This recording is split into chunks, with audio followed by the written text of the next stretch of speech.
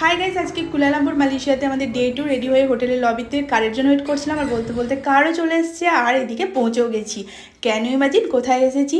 ইউরোপে চলে এসেছি। মালয়েশিয়া থেকে কারে করে ইউরোপ আসা যায়, এরকমই একটা ব্যাপার। দেখো জায়গাটা দেখলে তাই মনে হচ্ছে না?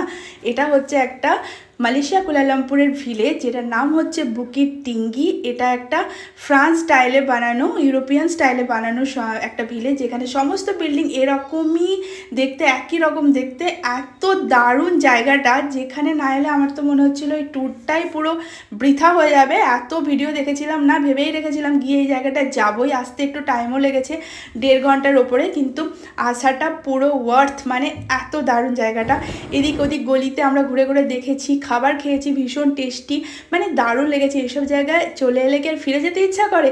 যাই হোক, বাট যেতে তো হবেই। এরপর আমরা একটা দারুণ ইন্টারেস্টিং জায়গায় যাচ্ছি, সেটা জানার জন্য তোমাদেরকে পরের ভিডিওটা দেখতে হবে। That's all guys, bye, follow for more.